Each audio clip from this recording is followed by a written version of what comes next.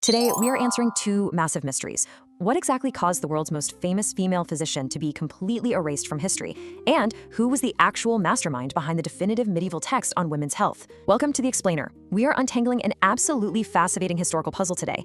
It's a story of incredible medical innovation, massive cross-cultural exchange, and honestly, an astonishing historical cover-up. We're looking at a brilliant pioneer whose legacy was literally overwritten by centuries of inherited bias. Over the course of this explainer, we're going to reveal the true identity of the pioneer behind women's medicine. We'll examine exactly how centuries of scholars systematically overwrote her legacy. We'll be breaking down the original manuscripts and the historical timeline, grounding all of our work in the definitive 2001 publication, the Trotula, a medieval compendium of women's medicine, that was edited and translated by scholar Monica H. Green. And we'll be looking at that alongside some of the original medieval source files. Now, before we really get into the analysis of these texts, I want to introduce a catchy little mnemonic for you to remember. It'll make sharing this knowledge with your colleagues incredibly easy. So commit this to memory. Trota was the practitioner, Trotula was the text. Yes, keep that in mind as we go along. Oh, and as a quick reminder, the links to the bibliography are in the description below. Here's our roadmap for this explainer. We'll start with the mystery of Trotula, move on to Salerno medical melting pot, look at 3 distinct medical texts, discuss Trota, the real practitioner, map out 8 centuries of erasure, and finish up with lessons for modern science. Let's untangle this 400-year-old misconception about 3 completely separate texts and the totally forgotten historical figure behind them. Okay, starting with section 1, the mystery of Trotula. So for 400 years, a single phantom author named Trotula was credited with this massive compendium. It was essentially considered the most important book on women's medicine in medieval Europe. But the source material actually acts like a textual palimpsest. You know, a manuscript where the original writing has been completely effaced to make room for later writing? The original female voice was just completely hidden beneath layers of subsequent editing. Right, because scribes and humanist scholars throughout the Renaissance were constantly making these editorial improvements. For instance, in 1544, an editor named George Crowd heavily reorganized the text to clean up inconsistencies. Now, he did this with the best of intentions, but he completely wiped out all indicators that this was actually the work of multiple different authors. He accidentally created a phantom. Moving right into section 2, Salerno, medical melting pot.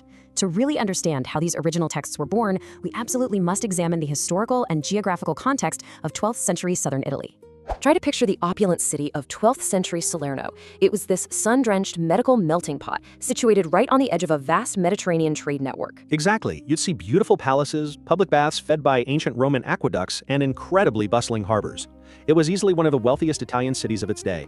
And Salerno was uniquely primed for a medical renaissance, specifically because of all these intersecting cultures.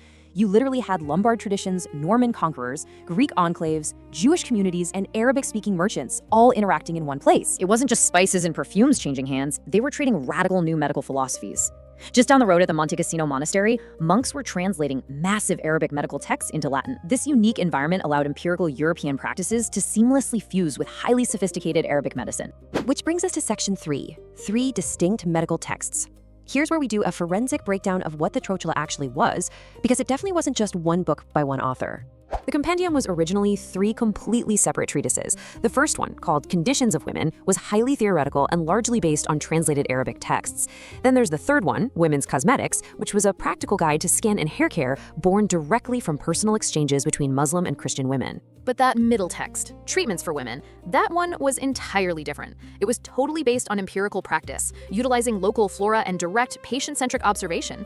The really crucial point here is the massive contrast between bookish theory and practical observation. The male-authored Conditions of Women was heavily influenced by the religious establishment. It actually features a Christian prologue that recasts the Genesis creation story into physiological terms. Right. It argued that God designed women's bodies as inherently cold and wet, specifically to temper the hot and dry nature of men.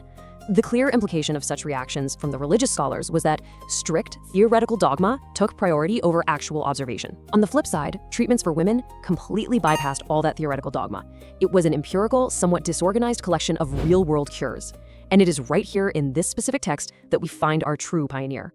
Let's get into section 4, Trota, the real practitioner. We are finally shifting our focus to reveal the true identity of the mastermind behind Treatments for Women, the remarkable 12th century physician Trota.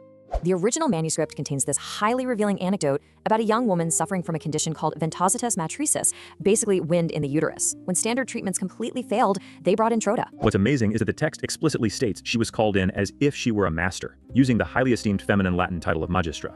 This firmly proves she possessed a social and professional stature directly comparable to the male masters of medicine at the time. Trotula's methods were incredibly groundbreaking. She completely avoided expensive imported ingredients like sugar, relying instead on highly accessible local flora. She taught her students to carefully observe their patients, promoting cleanliness, a balanced diet, and stress avoidance. And, a key detail, she treated internal diseases and fevers for both men and women. It wasn't just obstetrics. But perhaps her absolute most radical approach was her stance on infertility. Oh, for sure. In a time when failure to conceive was universally blamed solely on women, Trota boldly claimed that men could also be responsible for infertility. This was a highly controversial stance that directly challenged the entrenched medical dogmas of her era.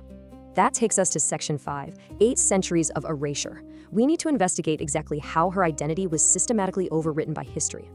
To really cement this reality for everyone watching, let's repeat our mnemonic from earlier. Trota was the practitioner, Trotula was the text. Exactly. Trota was the real, historical woman, the magistra of Salerno. The Trotula was simply the title of the compilation that eventually swallowed her identity whole.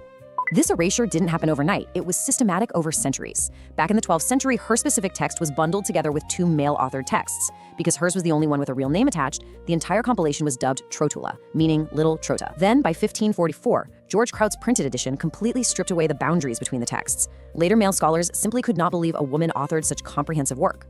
The pinnacle of this erasure occurred in 1921, when a historian named Conrad Hirzeman literally changed her name from the feminine Trota to the masculine Trotus in his translation. It's wild.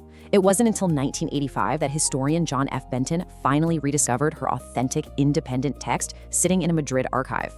So let's bring it all together in Section 6, Lessons from Modern Science. We'll uncover how studying this 12th century manuscript directly applies to modern scientific practice. We can actually pull 3 key actionable points from the women of Salerno. First, always question the provenance and inherited biases of historical data. Just like those 16th century editors altered Trota's legacy, our modern datasets can carry heavily hidden historical biases. Second, value empirical, patient-centric observation over rigid philosophical dogma. Trota succeeded specifically because she looked at the patient right in front of her, rather than blindly following theoretical textbooks. And third, actively foster cross-cultural collaboration. Salerno thrived precisely because it was a melting pot of ideas from Arabic, Greek, Jewish, and European thinkers. Trota's enduring legacy is a massive testament to the power of observation and the real danger of unchecked assumptions in science. We want to leave you with this final provocative thought. Examine the foundational texts of your own scientific discipline. Look really closely at the margins and the footnotes and discover what hidden voices you might uncover. Thank you so much for learning with us today. Disclaimer and bibliography in the description.